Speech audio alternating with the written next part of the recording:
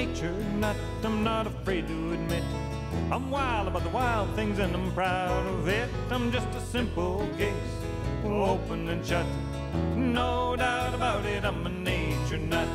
Today we'll go bird watching, tomorrow we'll catch toads. The next day we'll take photographs of bugs along the road. I never get the feeling that I'm in a rut. That's why I'm a nature nut. Well, I'm a nature nut, I'm not afraid to admit. I'm wild about the wild things and I'm proud of it. I'm just a simple case, open and shut. No doubt about it, I'm a nature nut.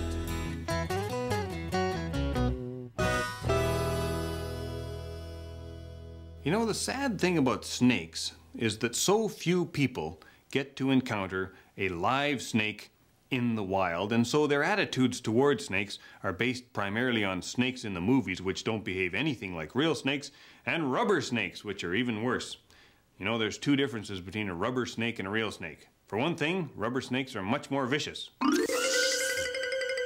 Don't you hate it when people do that to you? For another thing, rubber snakes have no brains. They're just rubber.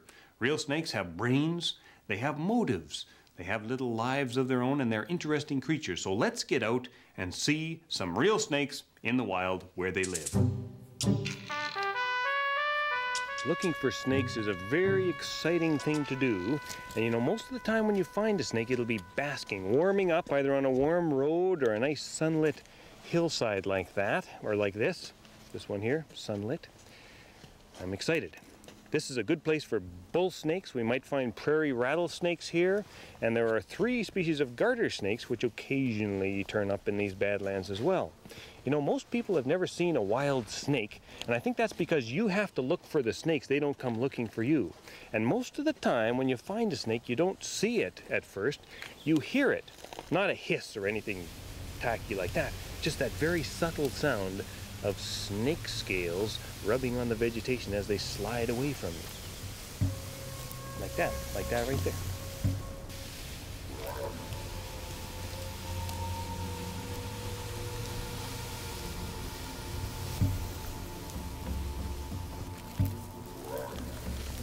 look at this. Now, this is not the usual way to pick up snakes, but this is a beautiful big adult bull snake, and they're usually pretty tame and docile by the time they get to this size. How are you, guy? Look at that for gorgeous. Woohoo! Excellent. Now let's go over a few snake basics now that we have a snake here. Oh, he's hissing a bit at me. Didn't like being picked up that much. You see the fact, first of all, that it has no legs. That's a definite snake feature. But there are also some lizards that have no legs, and the difference is that lizards have a little hole in their head for the ear, and this snake has no such hole. So it doesn't actually have any ears, it can just feel vibrations through its body. Do you like that little black forked tongue? That can't hurt you. See, look at that, just flicked it on my arm there. It's actually a taste organ and a smell organ, and the tongue, they flick it out into the air, and they can smell whatever's around, and apparently they can even tell which direction it is, because the smell might be stronger on the right side of the tongue or the left side of the tongue. And what do you think of that? There we go. Now the other thing, this is a non-poisonous snake. Now it might bite, and the bite might hurt, but it's not poisonous, so it won't, you know, kill you or anything. But there's no sure, easy way to tell poisonous from non-poisonous snakes. Some people think that all non-poisonous snakes have round pupils in the eyes, and all poisonous ones have vertical pupils like a cat, but that's not true. And the poisonous ones don't necessarily all have triangular heads, and of course this one doesn't have a rattle on the end of the tail. You see that little pointy tail there? But sometimes rattlesnakes, the rattle breaks off and you can't see the rattle on them either. So the best way to know what kind of snake you have found is to learn about the snakes in your area before you go out looking for snakes. And what could be more fun than learning about the snakes in your area? Beautiful. Oh, you want to practice? What's that one over there?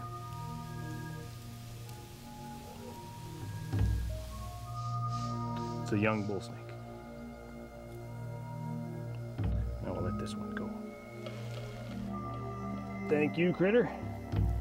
Go find yourself a pocket gopher or something. See you later.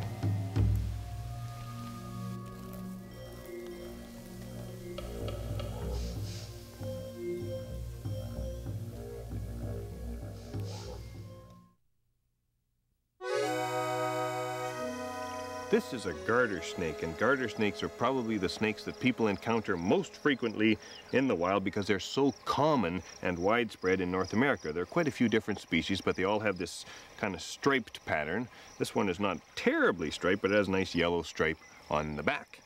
She's actually quite a lovely pastel-colored creature. And they are completely non-poisonous, but that doesn't mean they're always really friendly and happy to see you when you first encounter them.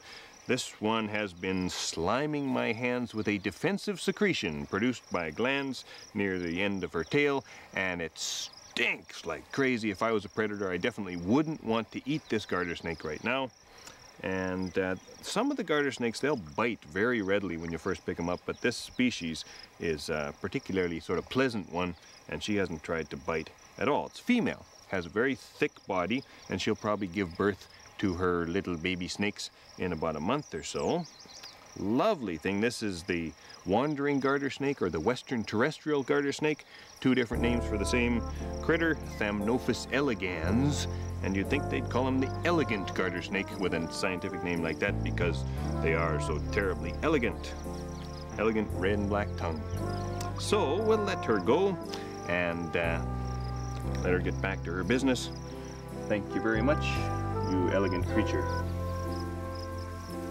Good luck with your new family. Many more rattlesnakes are killed by people than vice versa, and sadly, rattlesnakes are becoming rare in many places. Most intriguing. You know, if you're having trouble finding snakes in the wild, and some places are a lot snakier than others these days, why not take a visit to a reptile zoo? This one's in Drumheller, Alberta. It's called Reptile World, and they've got everything here. Everything from bull snakes to spitting cobras. They're even breeding a lot of reptiles and amphibians here. And while we're here, I want to introduce you to Dave Bethel and some baby snakes. Let's go have a look. So Dave, this must be the proud mother here. It sure is. Her eggs just started hatching out a couple of days ago. Oh, she's beautiful. What a delicate snake. They sure are. Gorgeous. Corn snake, yeah. Corn snake. Yeah. Let's have a look at the eggs. Oh my, look at that. They really are hatching out too, aren't they? Oh, look at all they're cute, you know? All baby animals are cute. It doesn't matter whether they're snakes or bunnies or what. They're all cute to me. Big eyes. Wonderful. And look at all these different colors, too. What's happening here? Well, there's lots of different color variations in the corn snake. The babies from this mother here are pretty similar to her in coloration. Oh, yeah, yeah. But then we have some that are true albinos, missing all color pigments. And these eggs look leathery. Are they leathery shelled, not hard shelled? That's right, they're leathery shell. The snakes spend a lot longer in the eggs than a bird would, so to allow them to grow while they're in there, it's a collapsible leathery shell that can expand as the babies grow. Oh, yeah, how about that? How about that? And you've got them on, what's this medium here? It's a vermiculite. We can keep it moist, keep the humidity up. Yeah. And then we just put them in the incubator and incubate them at 85 degrees Fahrenheit. Oh, first rate. Oh, don't get out there, guy. What about the biggest snakes? Well, the larger snakes, the boas, anacondas, have live young. Their old world counterparts, the pythons from Asia, Africa, lay eggs as well. Right, and you've got some python eggs here, don't you? We do. We have some hatching out right now. Wonderful. They're about the size of goose eggs, I guess? You bet. About twice the size of chicken eggs. Yeah, yeah. How big are the parents? The parents are big. In fact, the father's about 200 pounds. No kidding. And I can introduce you to him if you like. Would I like to meet him? Yes. Oh, wow. What a snake. Which one's Bob? Well, this is Bob, and like I said, he's 200 pounds, so we better give Pat a hand here. Wow. Unbelievable. Yeah, that's a basic rule of big snakes, isn't it? Always handle them with at least two people? Yeah, yeah. Unbelievable. So, 200 pounds? 200 pounds. It's all and solid how muscle. long? He's about 16 feet long, just a little over 4 meters. Yahoo! How long do they get? Well, these guys will get up to about 25 feet, weigh as much as 350 pounds. 150, And still 160 not the kilograms. biggest snakes. Still not the biggest snakes in the world. The biggest snake was the anaconda, and that was about the size of a telephone pole in length and diameter. Oh my, what a wonderful snake. Now, some people keep these snakes for pets. Do you think that's a good idea? Or should they come and see them here instead? Well, We always like them to come and see them here. We do a lot of hands-on. As you see, this guy's tame. We actually bring him out for the school groups. But we always like to think that people should have them as pets if they're responsible. Certainly not these ones. These are too big. But there's a lot of, like the little corn snakes, we just make excellent pets. Oh, yeah, yeah. And this thing is native to India, is that right? Asia, or Asia, and feeds on just about anything. Anything that they can swallow. We actually feed him large jackrabbits. Oh, is that right? And it's even got a bit of iridescence on the scales, too, doesn't it? Wow, what a pleasure. You don't have fun like this every day. At least I don't. You probably do. Okay, well, this is a real treat. This is probably the most difficult snake to find in my neck of the woods, and I must admit I didn't find it myself. I borrowed it from my friends at Reptile World. This is a western hognose snake, and this is also how you handle a snake that you don't fully trust. You make sure to control the head, but you also support the body because you don't want the snake to hurt itself.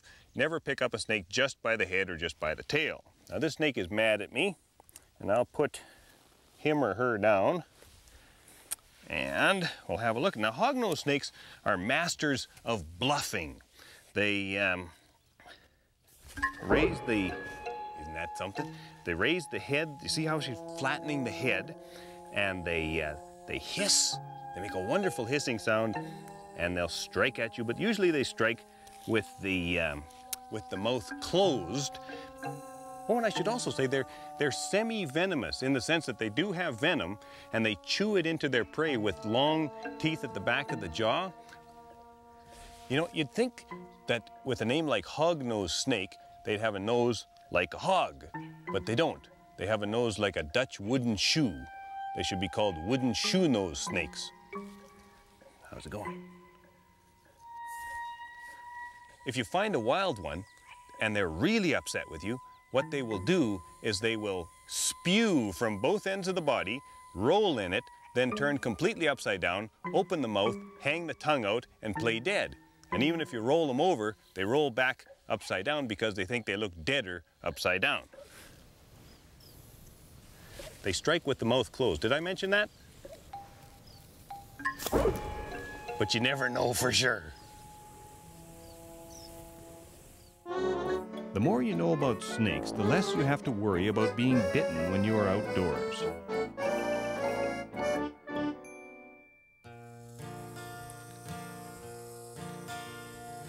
You know, when folks think of snakes, they often think about cowboys.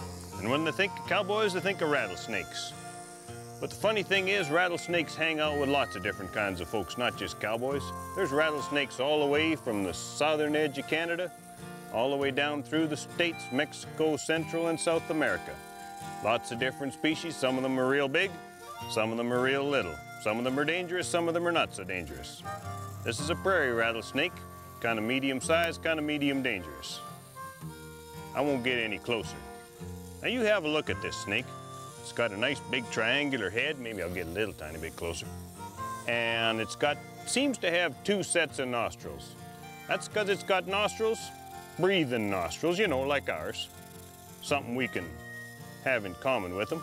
And then it's got these other things called pits. It's a pit viper. Those pits, they sense warmth. They can feel the warmth, the little rodents, at night in the dark. Regular snake body, kind of plump really, and then a rattle on the end of the tail. They don't really rattle though, you know, that thing vibrates about 50 times a second. That's more of a buzz to me. Should call them buzz snakes. You ever wonder why rattlesnakes rattle in the first place? They don't rattle to warn you that you're gonna get bit.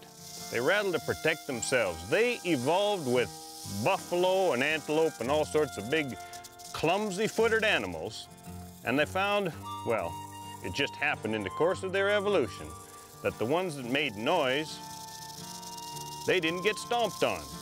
The buffalo that got bit, well, they'd have a couple of bad days. These things can't kill a buffalo, and that's how the rattle evolved. That's how the rattle became a part of the rattlesnake.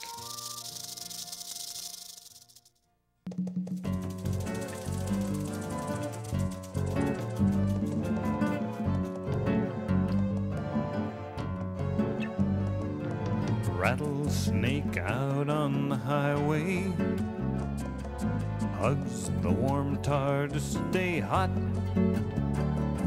All night out sniffing for kangaroo rats.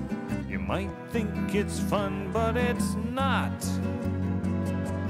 Then there's the old badlands cowboy, climbing the rocks where they slide. The thought of their fangs makes him nervous, but the sight of his guns makes them hide.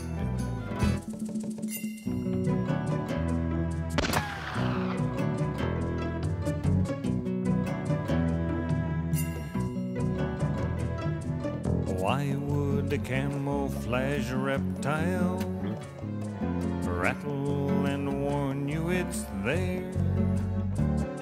Well, those who stayed quiet were trampled, but the buzz made the buffalo scared. Same with the old badlands cowboy. Hears the dread sound, feels the chill. Figures the snake laid in ambush, trying to send him on out to Boot Hill.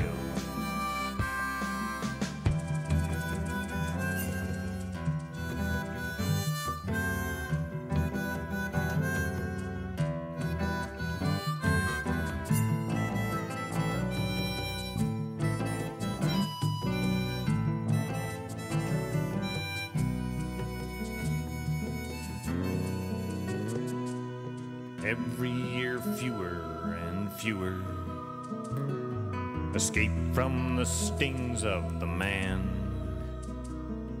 Rattlesnakes shy and elusive always retreat when they can. Snakes and the old badlands cowboy wander the plains when they roam, both of them modest and humble, in the land where the tumbleweeds bloom. So if you're an old badlands cowboy, ride in the range all alone, don't let them snakes make you jittery. You can both call these badlands your home. So if you're an old badlands cowboy, ride in the range all alone. Don't let the snakes make you. This is the shed skin of my pet snake Knuckles. Now this is not the skin that she is currently using, because all snakes have to shed their skin from time to time because their skin doesn't stretch and grow with the rest of them the way our skin does. If everything goes correctly, they will simply peel the skin back from their lips all the way back over their body, and you get the entire skin inside out from head to tail, including the clear scale that covers the eye. Isn't that neat? Now Knuckles lives in your basic snake terrarium. This is actually quite a nice terrarium, I must say, with, I mean, it's an all glass thing. It has a lid that the snake cannot escape from, and as well some ventilation holes so that the air is always, you know, relatively fresh in there for little Knuckles. A water dish with fresh water provided, you know, often, and a little bit of driftwood for climbing around on, and a little house for Knuckles to hide in, because most snakes, I mean, even though you might want to see them all the time, they don't necessarily want to see you. So let me show you Knuckles, and you'll see why we go to all this trouble. Oh, I really like this lid. Gives me such a sense of peace of mind. Hello, Knuckles, how are you? Come on out, I know you're doing some serious digesting in there.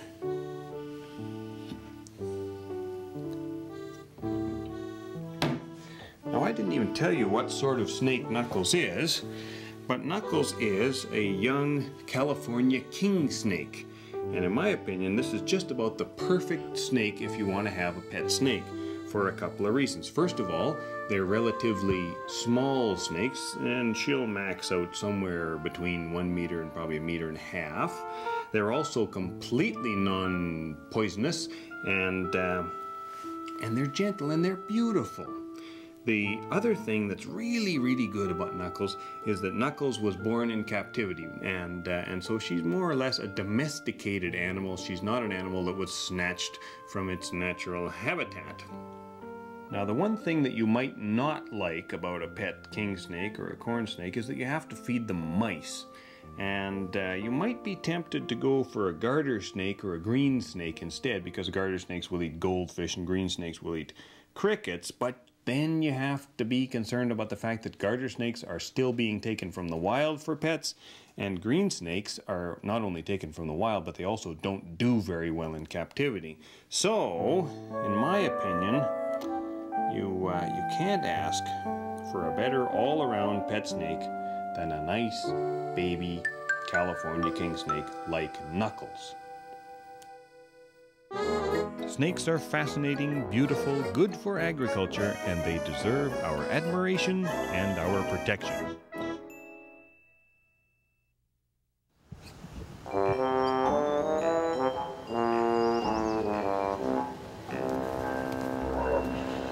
Can you imagine how many snakes are hiding out there right now?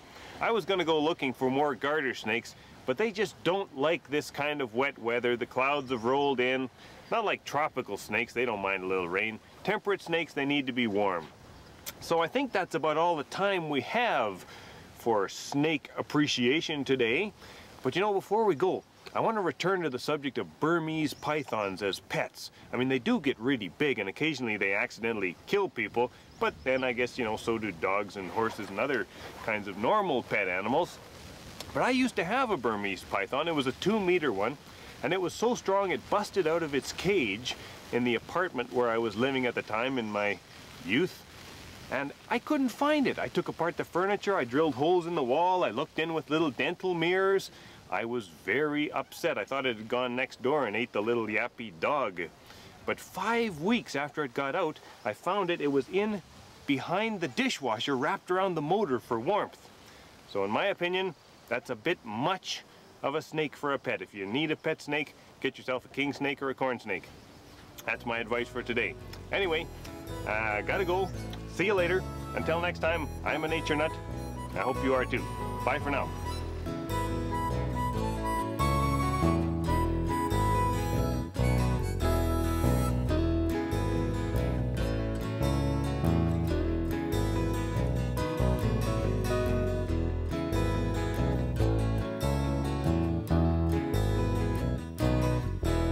Same time each and every week, uncensored and uncut.